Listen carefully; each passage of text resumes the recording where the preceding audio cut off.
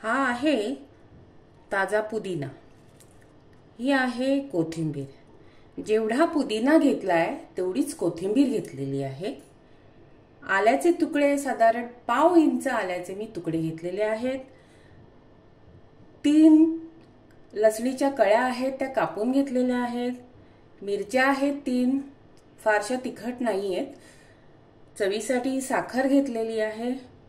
हे आहेत लाल तिखट शेव आणि हे आहे डाळव साधारण 2 चमचे, म्हणजे 2 पोहे खायचे चमचे। हे 2 पोहे खायचे चमचे शेव आहेत। इथे तुमच्याकडे पांढरे शेव असतील तरी सुद्धा चालेल, लाल शेव असतील तरी सुद्धा चालेल।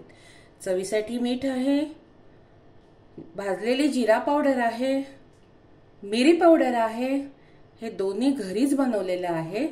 तुमच्याकडे जर नसेल तर तुम्ही बाहेरून आणून सुद्धा वापरू शकता।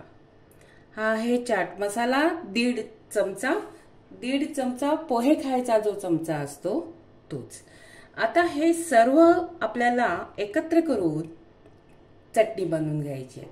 नमस्कार, स्मिता जीएसबी ट्रेजर मध्ये तुमचं पुन्हा एकदा स्वागत। आज आपण पाहत आहोत सँडविचची चटणी। परत एकदा मसाले रिपीट करूया।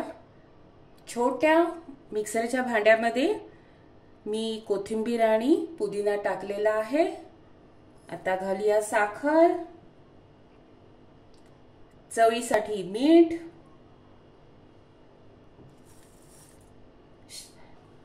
हे आहेत लाल शेव,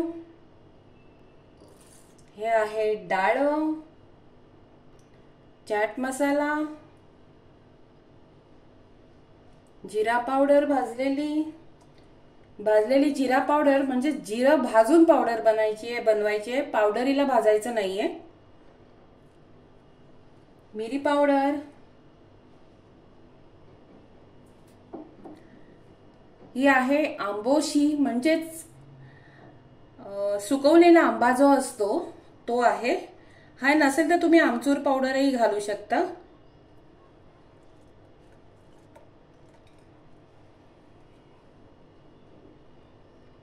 आता हे पहिलं ड्राय वाटून घेऊया, म्हणजे आपल्याला अंदाज येईल की आपल्याला किती पाणी घालायचंय।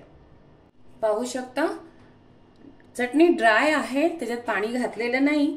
तर ह्याच्यात पुदिना काळा पडू नये म्हणून मी एक आईस क्यूब टाकलेला आहे आणि हे थोडंसं पाणी टाकलेलं आहे। परत एकदा आपण चटणी वाटून घेऊया। मस्त अशी सँडविच चटणी तयार आहे। सँडविच चटणीमध्ये शेव आणि चण्याची डाळवं मी वापरलेली आहे। त्याचा फंडा असा आहे की तुमची चटणी पाणी सुटत नाही आणि छानपैकी जशी तशी सुकी राहते। तुम्ही पण हा फंडा वापरून सँडविचची चटणी करून पहा। माझा चॅनल स्मिता जीएसबी ट्रेजरला लाईक करा, शेअर करा, सबस्क्राईब करा। मी परत येत आहे अशीच एक छानशी नवीन रेसिपी घेऊन खास तुमच्यासाठी।